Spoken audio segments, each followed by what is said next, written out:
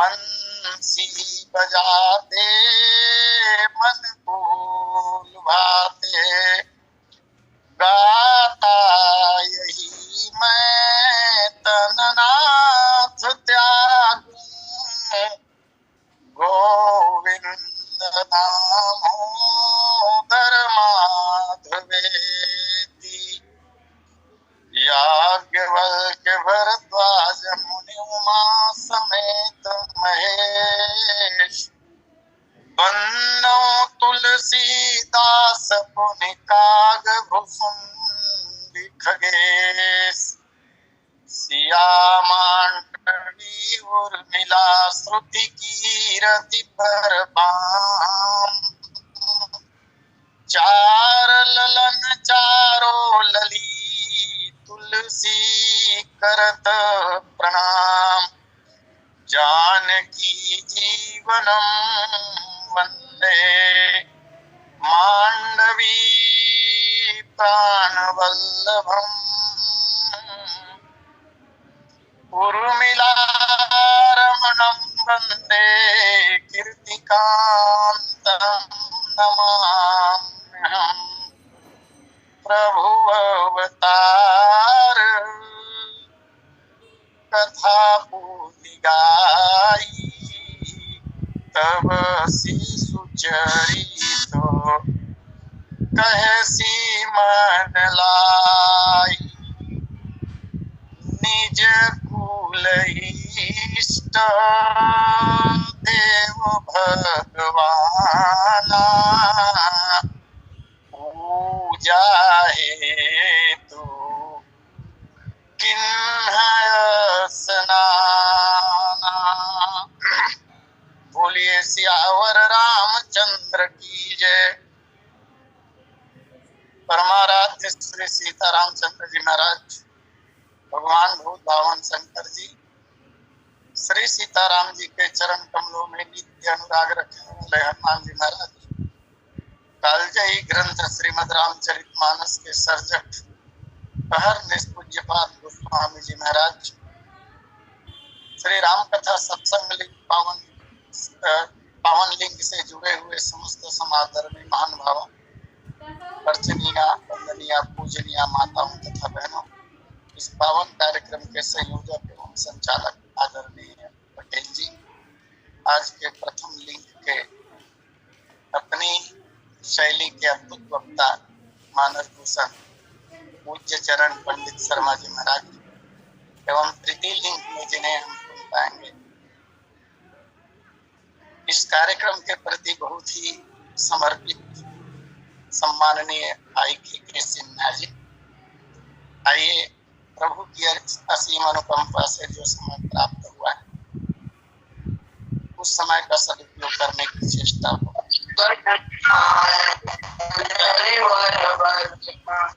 गोस्वामी जी महाराज के ऊपर जैसा कि अभी गोस्वामी जी महाराज का जन्मोत्सव पखवाड़ा चल रहा है, राजापुर तुलसीदास जी महाराज की जन्मभूमि और श्री तुलसी सेवा संस्थान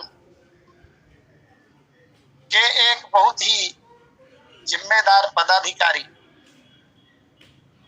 सम्माननीय श्री शिवलोचन प्रसाद गुप्ता जी, जो सेवानिवृत्त प्रवक्ता रहे हैं श्री तुलसी इंटर कॉलेज राजापुर के,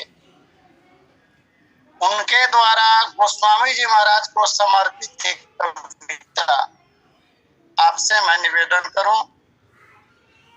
आए थे नर रूप हरि तूने, नारायण बना दिया, जनगण हित रचि मानस पावन, तुलसी रामायण बना दिया।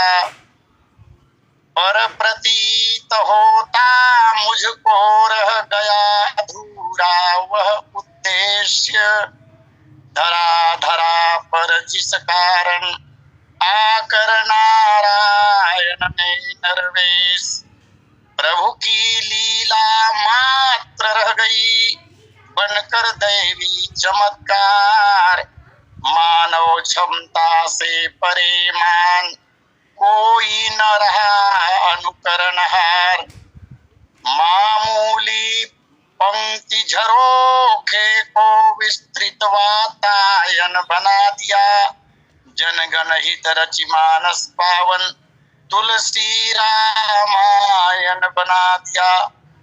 नारी के त्याग प्रेम तप का मत करो अनादर किंकर गुरु, आजीवन ब्रह्मचर्य का मिथ्यारोप करेगा चकनाचूर। रत्ना की अगर प्रेरणा को तुलसी रामायण बना दिया, जनगण हित रचि मानस पावन, तुलसी रामायण बना दिया। कल गोस्वामी जी महाराज के जीवन वृत्त पर थोड़ी सी चर्चा हो रही थी। जिन दिनों में गोस्वामी जी महाराज विराज रहे थे चित्रकूट में विराजिते हुए गोस्वामी जी महाराज को भगवान की प्रेरणा हुई और रामचरितमानस की सर्जना गोस्वामी जी महाराज के द्वारा हुई। रामायण की रचना होने के बाद गोस्वामी जी महाराज ने सर्वप्रथम अपने द्वारा लिखित रामचरितमानस की कथा किसे सुनाई। रामायण की रचना के पूर्व तो बहुत लंबे समय से गोस्वामी जी महाराज राम कथा गा रहे हैं, लेकिन स्वयं जिस ग्रंथ का प्रणयन गोस्वामी जी महाराज ने किया उसके पश्चात पहली कथा गोस्वामी जी महाराज की जो हुई है वो मिथिला नरेश के द्वारा सम्मान प्राप्त रूपकन नामक एक सरल चित्त वाले ब्राह्मण देवता थे। रूपकन नाम था उनका। पहली बार सर्जना के बाद गोस्वामी जी महाराज ने उन्हें राम कथा सुनाई और गोस्वामी जी महाराज से राम कथा सुनने के बाद एक संडीला नामक स्थान है, ग्राम है, जहां पर वो चले जाते हैं। और इसके बाद गोस्वामी जी महाराज के एक गुरु भाई जिनका नाम था नंददास, पहली बार गोस्वामी जी महाराज के द्वारा रचित रामचरितमानस की प्रतिलिपि नंददास ने की। ये बड़े संत हैं, सबके सब। नंददास को लंबे समय तक गोस्वामी जी महाराज के साथ विराज रहे थे। इन संतों को ईश्वर की प्रेरणा से संभवतया ये बात भविष्य में घटने वाली जो थी वो ज्ञात थी। रामचरितमानस की प्रतिलिपि कर ली जाए, क्योंकि खतरा रामचरितमानस की पांडुलिपि पर मंडरा रहे थे। इस भाव से संभवतया गोस्वामी जी महाराज के गुरु भाई एक संत नंददास जी ने इसकी एक प्रति रामचरितमानस की उतार ली। ये राजापुर ग्राम के निकट ही उन दिनों में एक गांव होता था जिनका नाम था रामपुर। वर्तमान में रामपुर का नाम बदलकर रामपुरिया हो गया है। वहीं के रहने वाले थे बाबा नंददास जी। और उसके पश्चात कृष्ण भक्ति शाखा के एक मुसलमान कवि, जगत जानता है जिस,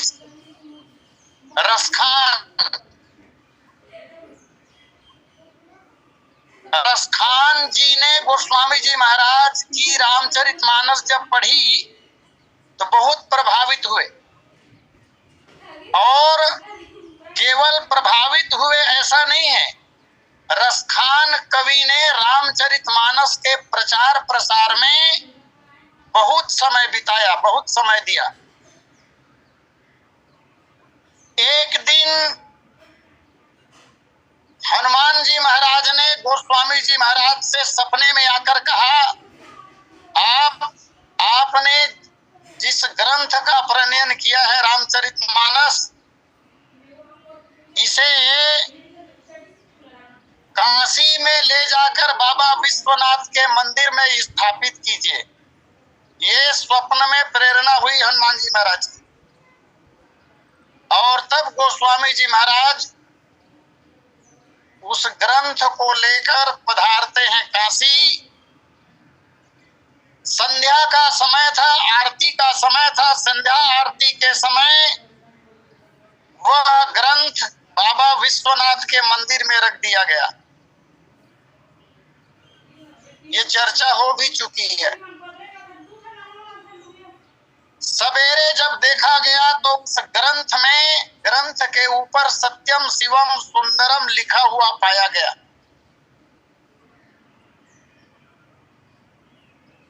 दर्शनार्थियों की भीड़ उमड़ने लगी। गति से काशी में फैला, लेकिन विश्वनाथ मंदिर के जो पुजारी थे उन्हें यह बात रास नहीं आई। उन्होंने इसे ढोंग कहा, तर्क दिया उन्होंने कि भगवान शंकर इस ग्रंथ में सत्यम शिवम सुंदरम भला कैसे लिख सकते हैं, इसमें कोई ना कोई षड्यंत्र है। इसमें या तो तुलसीदास जी की अथवा अन्य किसी मंदिर के पुजारी की, कर्मचारी की चालबाजी होगी। पुनः परीक्षण होना चाहिए। और दूसरे दिन उस प्रधान पुजारी की उपस्थिति में कई लोगों को चौकीदारी में तैनात करने के बाद अन्य धार्मिक ग्रंथों के साथ रामचरितमानस की पांडुलिपि रखी गई बाबा विश्वनाथ के मंदिर में। सबसे नीचे रामचरितमानस की प्रति और उसके ऊपर अन्य पवित्र ग्रंथ रखे गए। कड़ी पहरेदारी रखी गई। उस रात कहते हैं गोस्वामी जी महाराज राम राम रटते हुए, राम नाम का स्मरण करते हुए रात बिताए। ताला लगा हुआ था। सवेरा जब हुआ और खोला गया, दरवाजा खोला गया मंदिर का, तो सबसे नीचे रखा हुआ रामचरितमानस का ग्रंथ सबसे ऊपर पाया गया। कुछ दिन गोस्वामी जी महाराज काशी में विराजे और उसके बाद गोस्वामी जी महाराज मिथिलापुरी के लिए चले गए। मिथिला चले गए और जब मिथिला में पधारे गोस्वामी जी महाराज तो वहां भृगु आश्रम में ठहरते हैं, जहां एक दीनहीन व्यक्ति भगवान की भक्ति करता था। कहा जाता है कि वह व्यक्ति जब तुलसीदास जी महाराज के श्रीमुख से कथा सुनते हैं तो बड़ा असर कथा का हुआ। अस्वस्थ थे वो, स्वस्थ हो गए। और फिर वहां से भी गोस्वामी जी महाराज जहां जहां गए वहां वहां अपार भीड़ होने लगी। और जब भीड़ बढ़ती गई तो उन स्थानों का त्याग किया गोस्वामी जी ने। विभिन्न स्थानों की यात्रा गोस्वामी जी महाराज के द्वारा हुई। और इस तरह फिर एक स्थान और है जिसका नाम आता है बेला पलास। बेला पलास में महाराजा रघुनाथ सिंह के द्वारा शालिग्राम भगवान का मंदिर बनाया गया था। शालिग्राम के मंदिर में पूजा हुई। संध्या काल में भगवान को भोग लगाया गया, पट बंद किया गया। आश्चर्यजनक घटना थी यह भी। उन दिनों में गोस्वामी जी महाराज वहीं विराज रहे थे। भगवान शालिग्राम को भोग लगाया गया, पट बंद किए गए। कुछ चूहे आए और भगवान को लगाए गए भोग को चूहों ने खा लिया। अब मंदिर के प्रधान पुजारी ने अफवाह यह फैला दी, जब चूहों ने प्रसाद खा लिया तो किसी को प्रसाद मिला नहीं। जब किसी को प्रसाद नहीं मिला तो भक्तों ने आवाज उठाई, भाई आज प्रसाद क्यों नहीं मिला? तो पुजारी ने कह दिया कि आज प्रसाद को भगवान स्वयं खा गए। यह समाचार महाराजा रघुनाथ सिंह जी तक पहुंची, क्योंकि मंदिर का निर्माण उन्हीं के द्वारा हुआ। महाराज ने इसमें कुछ षड्यंत्र देखा। बड़े विवेकी विचारवान व्यक्ति थे। उन्होंने प्रधान पुजारी को बुलाकर कहा, अगर लगाए गए भोग को भगवान शालिग्राम ने खा लिया तो हमारी उपस्थिति में भी एक आध दिन भगवान को भोग लगा के खिला के बताओ। उनकी शंका थी कि प्रसाद इनके द्वारा गायब कर दी गई। अब तो और कहा गया, यदि ऐसा न कर सके तो तुम्हें कठोर सजा मिलेगी। अब प्रधान पुजारी घबराया। गोस्वामी जी महाराज के व्यक्तित्व के संबंध में बहुत सी बातें उन्होंने सुनी थी। 15 दिन का समय मांगा ग्रंथ के अनुसार। बोले महाराज 15 दिन के बाद मैं सिद्ध करूंगा, भोग लगाया जाएगा, भगवान शालिग्राम प्रसाद पालेंगे। महाराज कह तो दिया, लेकिन उतनी क्षमता तो थी नहीं कि उनके लगाए भोग को भगवान पाले। उनका ध्यान गया गोस्वामी जी महाराज की ओर। तिथि तय हुई, निर्धारित तिथि में भगवान को भोग लगाया गया। वो गोस्वामी जी महाराज से मिले। गोस्वामी जी महाराज ने एक हिदायत दी। ये हिदायत बड़े काम की है। देखिए, मैं निवेदन करूं, गंगा स्नान करने से या अन्य कोई पुण्य कार्य करने से कोई पाप नष्ट तो होता है, लेकिन उसमें एक शर्त रहती है कि वही अपराध, वही पाप दोबारा नहीं होना चाहिए। पाप का विमोचन तो हो जाएगा, लेकिन वही गलती दोबारा नहीं होनी चाहिए। गोस्वामी जी महाराज ने भी उस पुजारी से यही कहा कि अब दोबारा ऐसा अपराध मत करना, ऐसा झूठ मत बोलना, पुनः ऐसा न करना। और पहरे लगा दिए गए। उस दिन भी पुजारी ने भी और गोस्वामी जी महाराज ने भी दिन भर राम नाम का स्मरण किया। और उसके बाद पुजारी ने कड़े पहरेदारी में भगवान शालिग्राम को भोग लगाया। पट बंद किए गए। कुछ समय के पश्चात जब देखा गया तो भगवान शालिग्राम भोग लगा चुके थे। और तब से उस ग्राम का नाम ही रघुनाथपुर रख दिया गया। कहा जाता है कि रघुनाथपुर अभी भी है। आइए, गोस्वामी जी महाराज की चर्चा यहीं तक और मानस जी की उस पंक्ति पर कुछ कहने का प्रयास हो। कल चर्चा चल रही थी, निज कुल इष्ट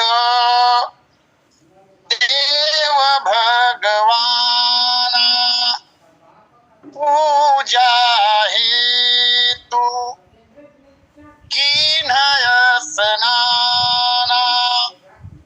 माता कौशल्या ने अपने कुल इष्ट देव, जिनका नाम भगवान है अथवा जो भगवान है अथवा जिन्हें रंगनाथ कहा जाता है। रंगनाथ उस भगवान का नाम है, उसका कारण एक अलग है, जिसके कारण उस देवता का नाम रंगनाथ। वही इष्ट देव हैं सूर्यवंश के। उस कुल देवता का पूजन करने के लिए माता कौशल्या ने स्नान किया। आइए, मैं निवेदन करूं, ये भगवान रंगनाथ वास्तव में कौन है? से प्राप्त होती है। रंगनाथ महात्मा में स्पष्ट रूप से कहा गया है, रंगनाथ जी का वहां पर विस्तार पूर्वक वर्णन है। भगवान नारायण जब क्षीर सागर में विराज रहे थे, सृष्टि रचना के पूर्व की बात, यहीं से सृष्टि रचना का आरंभ होता है। चतुर्भुज स्वरूप में भगवान श्रीमन नारायण क्षीर सागर में विराज रहे थे। उनके नाभि कमल से भगवान ब्रह्मा उत्पन्न हुए। ब्रह्मा जी ने भगवान नारायण से प्रार्थना की, भगवान मुझे आपने क्यों प्रकट किया है, क्या आज्ञा है भगवान आपकी, मुझे कौन सा कार्य करना है, कृपया आदेश करें। तब भगवान श्रीमन नारायण ने भगवान ब्रह्मा को आदेश दिया, ब्रह्मा जी अवसर आ चुका है सृष्टि रचना का, इसलिए अब आप सृष्टि की रचना कीजिए। जैसे ही भगवान विष्णु ने ब्रह्मा जी को सृष्टि रचने की आज्ञा दी, भगवान ब्रह्मा ने मन में विचार किया, कोई भी व्यक्ति जब किसी कार्य को करता है तो उस कार्य को करते करते उसी में रम जाता है, अर्थात उस कार्य से प्रभावित होता है, उस कार्य के प्रति आसक्ति का भाव होने लगता है, और जैसे जैसे आसक्ति बढ़ती जाती है वैसे वैसे जीव ईश्वर से दूर होने लगता है। भगवान मुझे सृष्टि रचना का आदेश दे रहे हैं, सृष्टि रचना मैं करूंगा, ये बड़ा जटिल कार्य है सृष्टि रचना। 84 लाख योनियां और फिर एक एक योनियों में कितने कितने जीव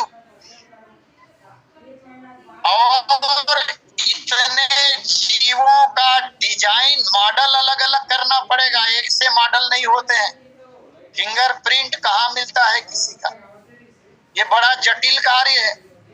और इस जटिल कार्य में मैं जब उलझ जाऊंगा तो भगवान का भजन, भगवान की प्रार्थना, भगवान की स्तुति से मैं दूर हो जाऊंगा, यह भाव ब्रह्मा जी के मन में आया।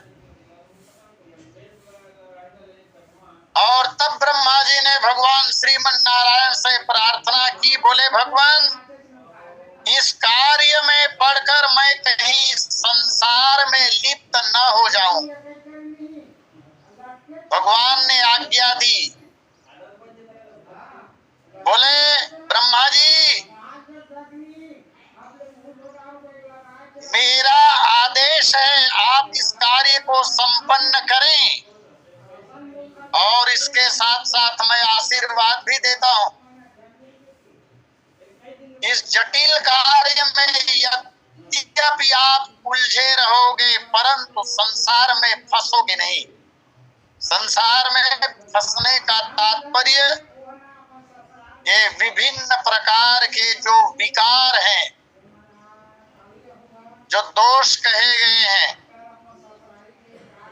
उनमें लिप्त हो जाना। विष्णु जी ने आज्ञा दे दी, एक काम करना ब्रह्मा जी,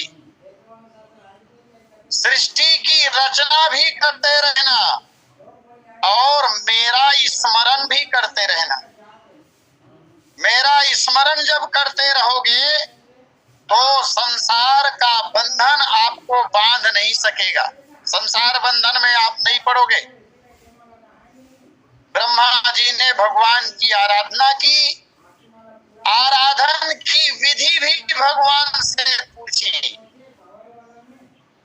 और फिर प्रार्थना किया, महाराज मैं आपका स्मरण भजन तो करूंगा, करता रहूंगा, लेकिन मेरी प्रार्थना यह है आपके जिस रूप से मेरी उत्पत्ति हुई है, जिस रूप से इसी स्वरूप का ध्यान मेरे मन में निरंतर आता रहे, ऐसा वरदान दीजिए।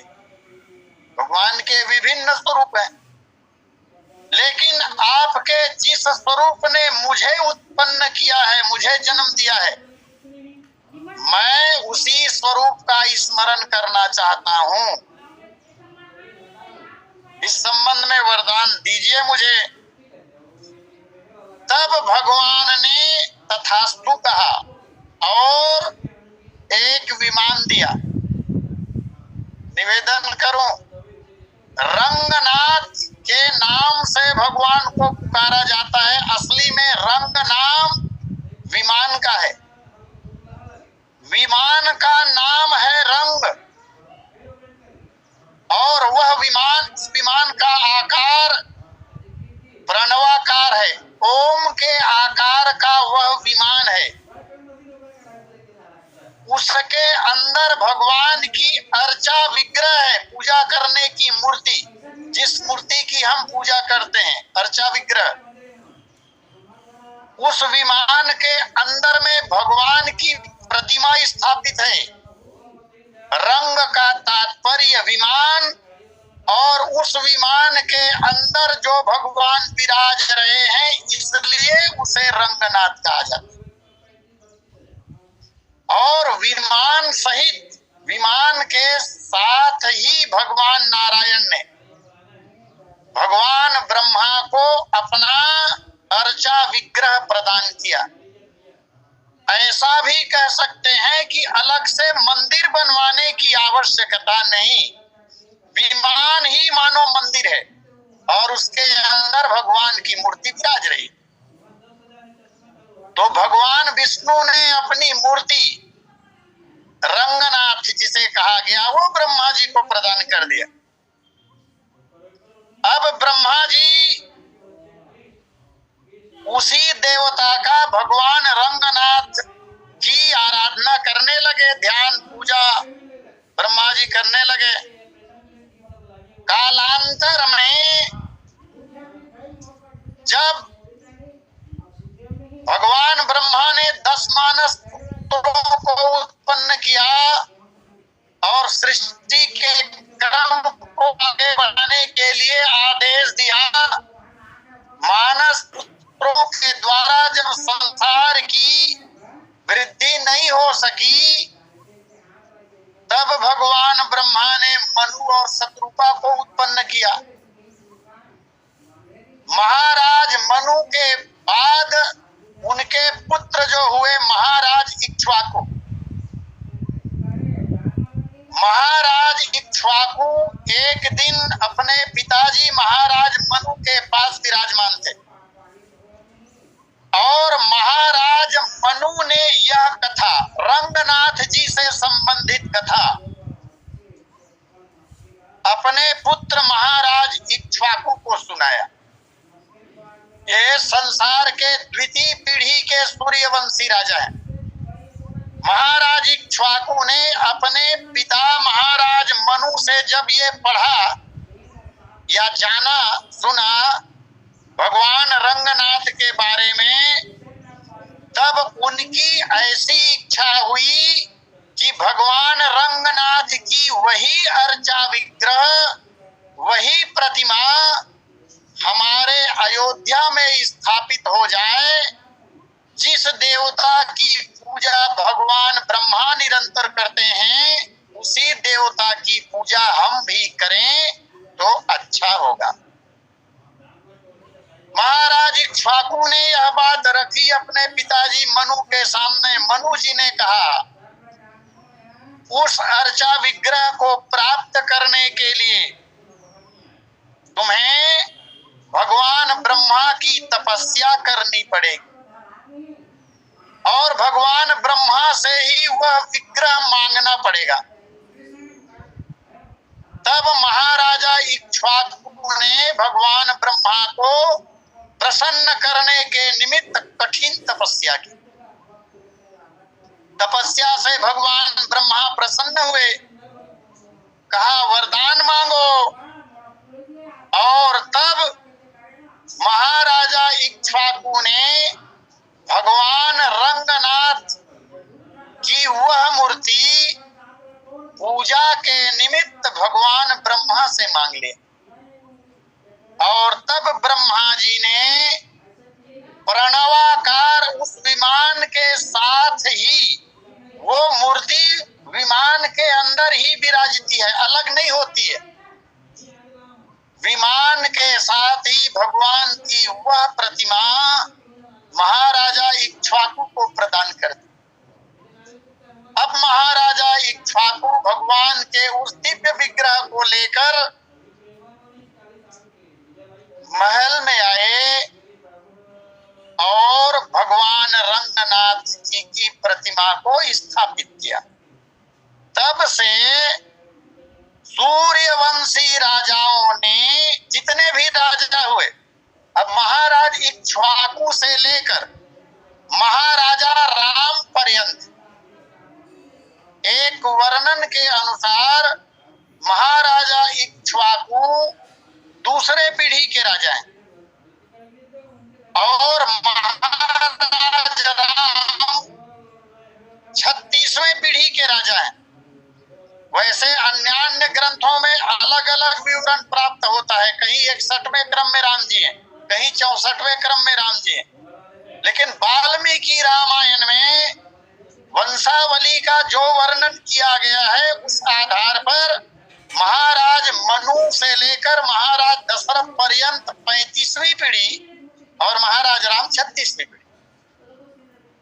तो महाराजा इक्ष्वाकु से लेकर महाराजा राम पर्यंत इसी मूर्ति की पूजा अयोध्या में होती है। हाँ, महाराजा राम जब अपनी लीला को समेटकर परम धाम गमन की तैयारी करते हैं, तब उन्होंने अपने सखा विभीषण को बुलाया है और विभीषण को बुलाकर विभीषण से कहा, विभीषण ये हमारे इष्ट देवता हैं भगवान रंगनाथ जी, और यह प्रतिमा मैं तुम्हें प्रदान कर रहा हूं, इसे लेकर तुम लंका में जाओ, वहां स्थापित कर देना और नित्य पूजन करना। लेकिन ध्यान रहे, मार्ग में कहीं पर भी इस प्रतिमा को धरती पर उतारना नहीं है। अगर उतार दोगे तो यह प्रतिमा वहीं स्थापित हो जाएगी।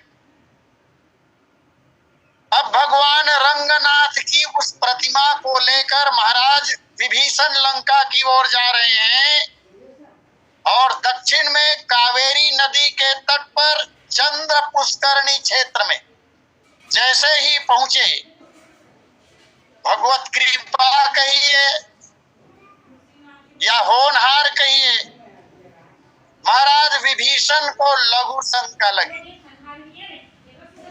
विमान के साथ वह प्रतिमा चंद्र पुष्करणी क्षेत्र में रख दिया और लघु शंका से निवृत्ति के पश्चात शुद्धिकरण के बाद जब उस प्रतिमा को उठाने का प्रयास किया तो वो प्रतिमा नहीं उठी, वहीं स्थापित हो गई। विभीषण जी महाराज चले गए और वहां से प्रतिदिन, लंका से प्रतिदिन उस मूर्ति की पूजा करने के लिए विभीषण जी महाराज नित्य आते थे। इस पर एक लेख प्राप्त हुआ है अब से कुछ वर्ष पहले। जिस समय यह लेख लिखा गया वहां तो लिखा है कि 8 वर्ष पहले, तो अनुमानतः अब से लेकर 25-30 वर्ष पहले